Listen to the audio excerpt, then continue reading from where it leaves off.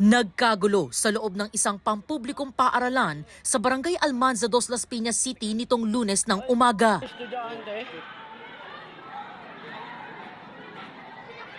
Wala na, teacher. Teacher. Daming dugo. Tinulungan ng mga tauhan ng paaralan ang 51 anyos na guro matapos siyang pagsasaksakin sa loob ng kanilang faculty room. Ang sospek, mismong asawa ng biktima. Kwento ng isang saksi, Yung may estudyante sumisigaw, may lumabas na lalaki nga naka-red, naka-sombrero, saka may dalabag. Ngayon nakita namin may dugo dito at saka sa kamay at saka yung isa dito sa bag.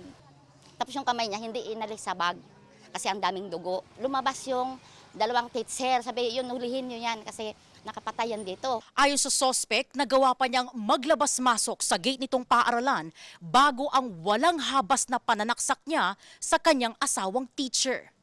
Alas 5 ng madaling araw, nandun na po ako. Tinatanong ko po asawa ko. Sabi, wala, ganito. Buba, taas ako, mukha akong tanga. Base sa investigasyon ng pulisya, may gwardiya na magbantay sa eskwelahan. Dahil nga itong suspect ay asawa at usually nakikita doon sa lugar, siguro nagkaroon na kumpiyansa itong guard at nisukat akalain na may masama palang balakin ito. At around 8:40 or 8:45, after the recess, bumalik na yung biktima sa faculty kung saan siya ay sinugod ng suspect at doon na inupisahan siyang atakihin at na-witness ito ng 3 guro at isang gwardiya. Ang biktima, 37 beses inundayan ng saksak sa iba't ibang parte ng katawan. Isinugod siya sa ospital pero idiniklarang dead on arrival. Sa pagtakas ng sospek, nakita sa CCTV na naglalakad siya sa kanto malapit sa eskwelahan. Sapul din sa CCTV ng barangay ang paikot-ikot na paglalakad ng lalaki. Gayon din ang paghabol ng ilang residente, kabilang ang 2 teacher. Isang van pa ang bumangga sa sospek na nooy armado ng patalim para pigilan siyang makatakas. Dumiretso pa sa paglalakad ng sospek sa sumunod na kalsada hanggang sa dumami ang mga residenteng humabol kasunod ang mga tanod ng barangay at tuluyang naaresto ang sospek. Na-recover ang kutsilyong ginamit sa pananaksak. Selos ang tinitingnang ugat ng krimen. May sinasabi na meron daw ibang lalaki na itong babae.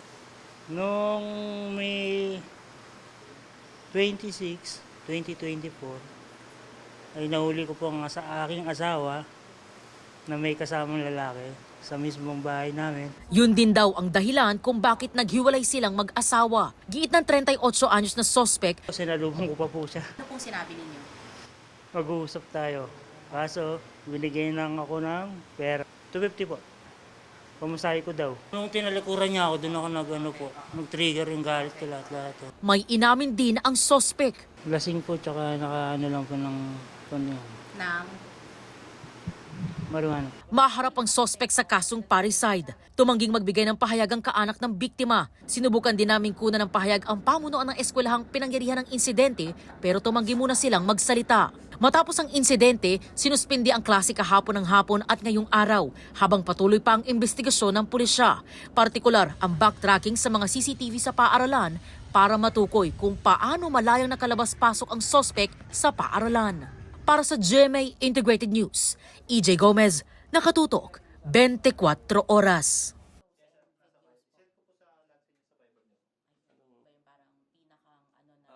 Yes, sa Las Piñas, yes, to. Relationship nila mag-asawa.